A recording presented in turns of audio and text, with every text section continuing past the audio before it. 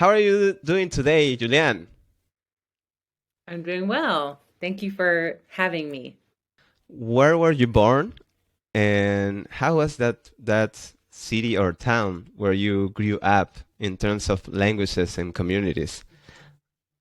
I was born in Alabama, but I've lived in other states. I mostly grew up in Mississippi. And uh, in my school, in high school and middle school, I wouldn't say it was extremely diverse. I didn't hear a lot of different languages. I didn't have a lot of exposure to other languages growing up. Um, you hear Spanish pretty often in the United States, but it was never something that I paid a lot of attention to. Yes. So I wouldn't say that I had a lot of exposure where I was from growing up. And my parents are not Spanish speakers, and so I didn't have any friends that were Spanish speakers. Ah, So okay. it was very new to me when I started studying it in high school. Oh, in high school. And did you choose because when you are in high school, I understand that you have different options for languages. It is Spanish and another languages that you can choose. So back in that time, what was your reason for choosing Spanish in high school as a second language? In my high school, there was Spanish and French as Ah, options for okay. second languages. And I chose Spanish because it's much more common in the United States to hear Spanish, and it's just much more useful to learn. I thought much more useful to learn Spanish because we border Mexico and there are so many Spanish speakers in America. Yes. Um, and so I wanted a language that I could use more frequently than French, which you can use in some countries that I didn't think that I would be visiting. So, Yeah. Yeah. You finished the college, and what did you do? You follow the Spanish path, or did you go for marketing jobs? no, uh, I, so in the United States, there is a government organization called Peace Corps, and Peace Corps sends American, usually young adults, sometimes older adults, uh, young adults to other countries in the world, usually developing countries, to work alongside community members in those countries to build sustainable programs that support education, agriculture, business, children's programs.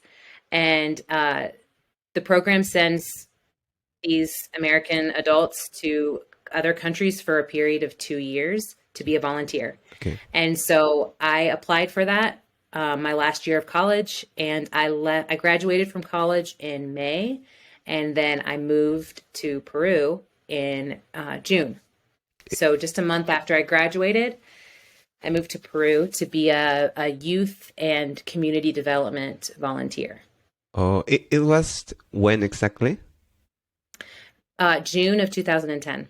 2010. So almost 11 years. Yes. Yeah. Okay. So you decided to come to Peru. You were sent to Peru, Yes. and how started that experience when you arrived at Peru? How did you feel in the country, which is my country, where I'm now? And how do you feel about your Spanish? Well, when I arrived to Peru, we arrived in a group of like 40, I think, 40 volunteers, and we all had different levels of Spanish. So we had to take a test when we arrived to Peru to see what level of Spanish that we had conversationally. And I tested at like, even after 21 plus hours of studying Spanish in college, I still tested at like an at the beginner level, like a little bit higher than a beginner. Okay. And so that's when I said that I thought my Spanish was Uh, good until I got to Peru. yeah. So I tested pretty low compared to how much Spanish experience that I had. So once we figured out our level of Spanish, We had 10 weeks of language and culture training in Lima, Peru. So we lived in Lima for 10 weeks with a host family, and we had 4 hours of language training a day where we would be grouped with other students or adults in our same language group, and we would learn from a Peruvian, just conversational skills and different uh, ways to communicate, grammar, everything in Spanish. So we would have 4 to 5 hours of language training every day for 10 weeks. And we also lived with a Peruvian host family, and my host family didn't speak any English. Oh, And so when I went home to the host family, I had to speak in Spanish too. So yeah. there was almost no English Yeah. besides talking to other American volunteers. Yeah. So you stayed in Lima for some weeks learning Spanish. It was a good experience. And then what happened? Where did you go? After 10 weeks in Lima, I got sent to Piura, which, as Piura. you know, is in Yes. the north of the country. Yes. And I was about 3 hours south of Ecuador, and a couple hours inland. So I was not close to the beach, but more in like the foothills of the mountains of Yes. Piura. And I was sent there for after those 10 weeks, and I lived there for almost 2 years. 2 years. Yeah. What is the name of the city, of the town? It's really small. It's called Paccha, but it's very close to Chulucanas, if you've heard of Chulucanas. Yes. Chulucanas. Yes, Chulucana. It's like 15, 20 minutes from Chulucanas via moto taxi. Motor taxi. Yeah, it's the Sierra of Piura, yes. Yeah. Yeah, many people knows Piura just for the ocean and the coast, but there is Sierra, yeah. This is why Peru is so diverse, Yeah. even in the same province. Okay, so now you are in the real world of Spanish, there in Paccha. So, did you find? Well, I think it was a very, you were shocked probably when you arrived. No, Yeah. many things. Probably you noticed that that town was very different from Lima. Yes, because it is a urban city. So how did you feel there in your first days?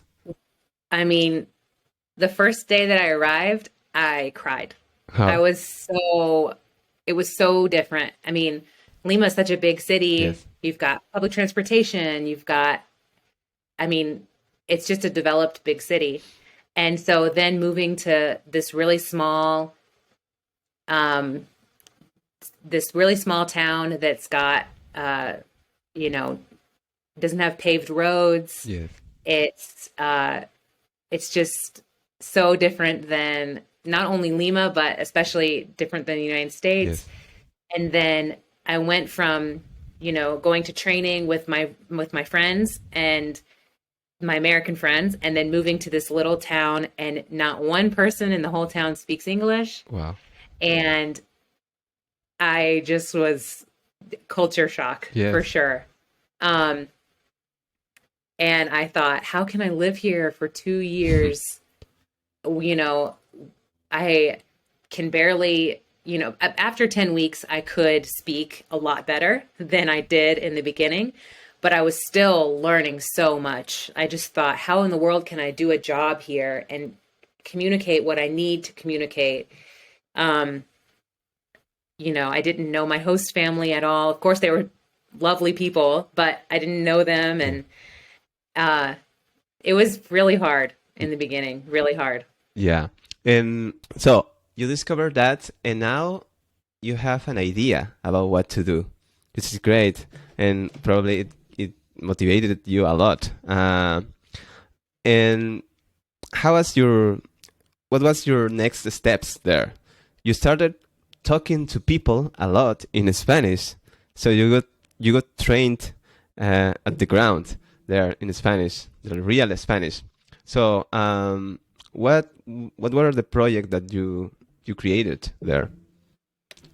Um, well, first, I knew that I needed to practice Spanish. This was before smartphones. I didn't Mm, have a smartphone at the time, so I 2010. walked around everywhere. I walked around everywhere with my dictionary, my Oh, Spanish English dictionary. And if somebody said something, I was like, just a minute. I had to look up the word. Or if I needed to find a word, I was always looking up words in my dictionary.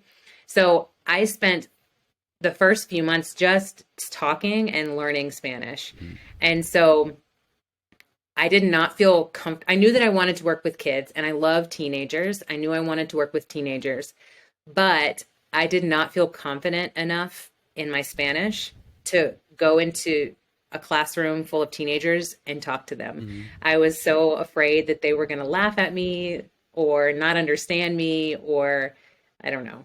I felt more comfortable um, giving classes and doing activities with little kids because they were just thrilled and excited to have this stranger come from come from outside Yeah. and do fun games with them. And so I started working with little kids, and I would do little classes like the importance of washing your hands or the Mm, importance of eating vegetables and why it's good for your body. Or like I would give um, very simple English classes, just like, okay. hello, how are you? Okay. Um, so I started off with that. And then once I felt very confident in speaking Spanish, which was probably 6 months later, Mm, I started giving classes in high school. So I worked alongside the nurses in the health post to come up with like lessons and presentations about just basic human anatomy, like the women and male reproductive system. mm. Um, just very basic information about how our bodies work. They didn't have that kind of education, and so that was kind of the starting point of my project. I guess was just general education um, about the reproductive health.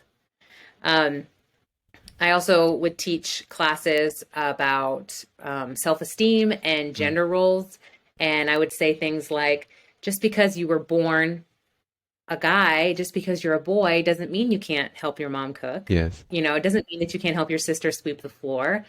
Um, it, you know, so just teaching them, just very small, just Yes. exposing them to a different way of thinking. And I never wanted to tell them that they were wrong or that Yes. their culture was wrong, but I just wanted to expose them to more ideas outside of what they knew. Yeah, it's like Um, yeah. that's it. Yeah, it's thinking like yeah, given the opportunity to think in a different way just for a moment, maybe. Yeah. Yeah. I know I didn't even finish telling you about the other things. I'll start with that.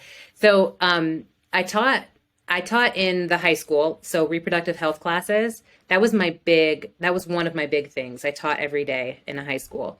I mentioned that abandoned library Yes. in the town.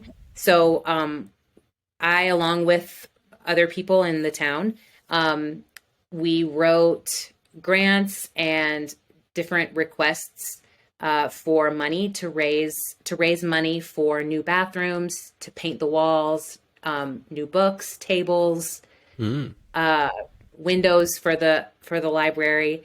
And so I formed a volunteer team of Peruvian teens and adults to do everything to redo the library. So we painted it. We got a lot of new books in there. We just made it really pretty on the inside and Uh, outside. And then at the library, I would host like a reading club for little kids, and I would just read books to them, or we would read a book and then do an activity like do a craft or a project with the kids. Um, so that was a really big project. We had a big party when the library opened, and like a lot of members of the community came, and oh, that's there great. was like a toast and everything. It was really special. And then other little projects I did, I held like a theater camp for little kids, and we did like a play and acting. They learned like just how to speak in front of other people and self-esteem issues, things like that. So they would put on a play for like the little kids. Um, I did like a young women's empowerment group with girls. So we would bake cakes and sell them. And so they would learn how to bake and then also make money and how to, manage their money and save. Uh, Gosh, I did teach some English classes, but not that much. I didn't really like to teach English that much. Yeah. So I didn't do a lot of English, but those were the main projects that I did while I was there. How did you feel with your Spanish at the end of the 2 years? And about the whole process of living there, the experience. I felt pretty confident in my Spanish once I left. And the Peace Corps tested us again after the 2 years, and I tested into the advanced Oh, level. And so I wasn't a beginner anymore, I was yes. advanced, which made me feel like accomplished. Um, but I felt pretty good about my Spanish. I could communicate easily. I could understand everything that was said to me. Everybody else could understand what I was Wow. saying. It felt so natural for me to speak Spanish. And uh, just to communicate, it felt very natural. Yeah. Yeah.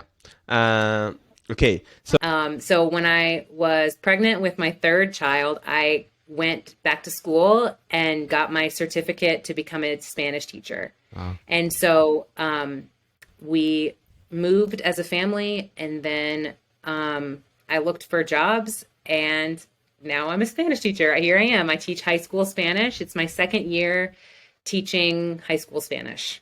Where do you teach exactly? I live in Tucson, Arizona. Tucson, Arizona. And how is the language community there in that city? Well, because we're like an hour north of the Mexican border, there are a lot of Latinos Hmm. and Spanish speakers in Tucson.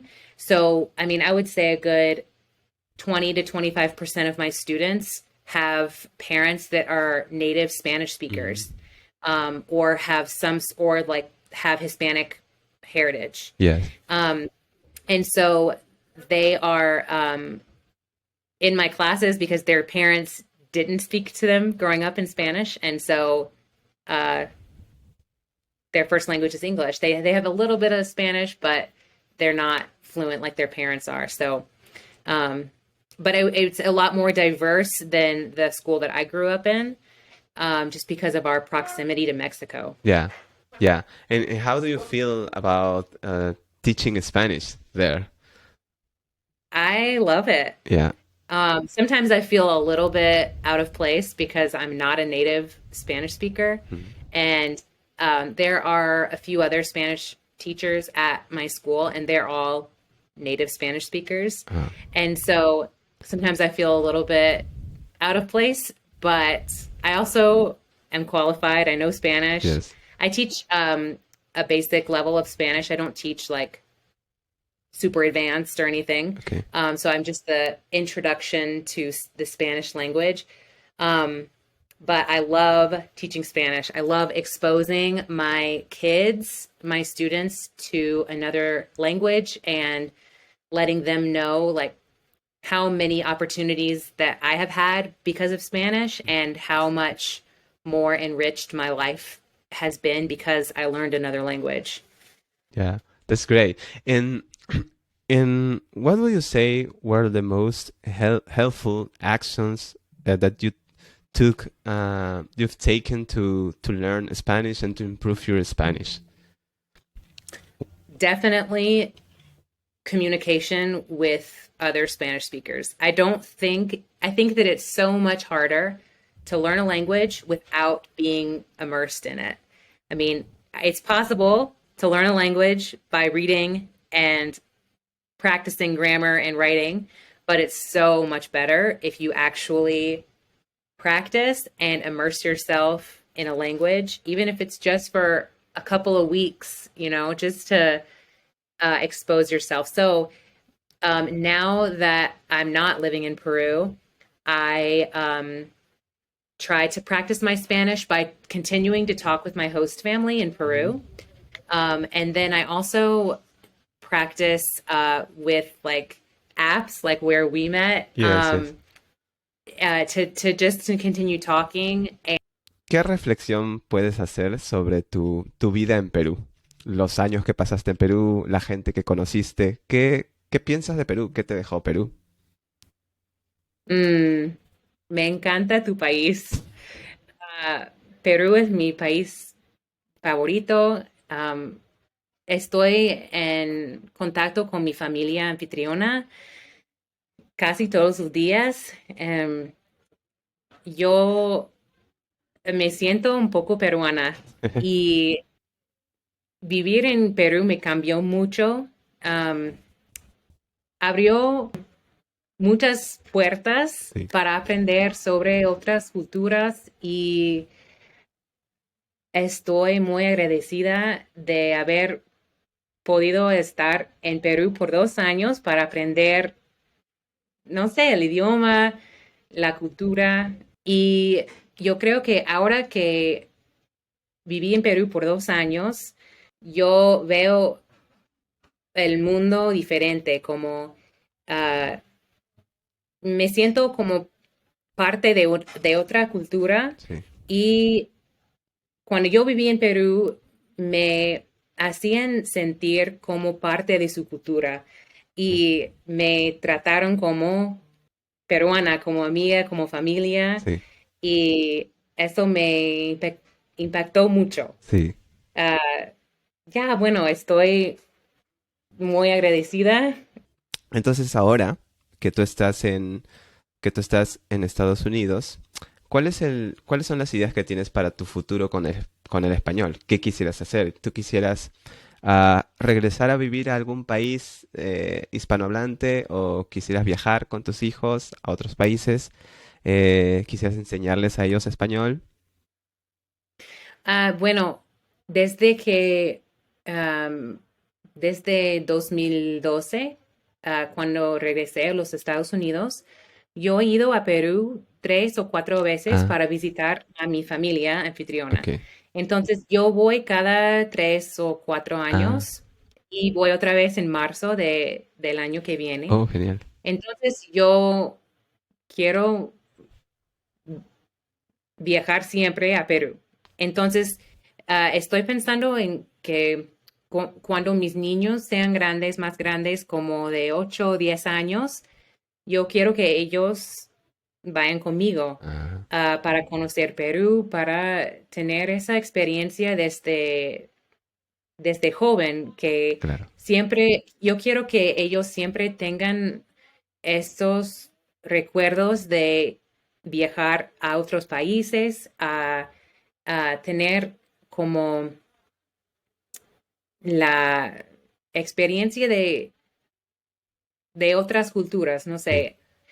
Ah, Mis hijos no hablan español muy bien porque mi esposo y yo no hablamos español en la casa. sí. Tenemos que cambiar eso, pero yo, justo mi esposo y yo estamos hablando de mudarnos a otro país Ah, por 1 año, solamente para que nuestros hijos aprendan español. ah, Y estamos viendo cómo, porque para nosotros vale la pena de mudarnos tan por 1 año, es mucho para mudarnos por 1 año, pero em, para nosotros es tan importante sí. que nuestros hijos aprendan y, y bueno, estamos pensando en mudarnos a España o Argentina. Entonces siempre pensamos viajar, visitar países de específicamente Sí. Latinoamérica, pero siempre Perú. Voy a visitar Perú para siempre. Ah, qué bueno, vas a volver a Perú. ¿Recuerdas alguna palabra peruana que hayas aprendido, que te haya quedado en la mente? Se dicen pata, para amigo. Sí. Sí. Eso recuerdo bien. Sí. And thank you. You're welcome. Thank you so much for having me. This was fun. Yeah. Okay. See you soon, Julian, and good luck. All right. Bye. Thank you very much. Bye.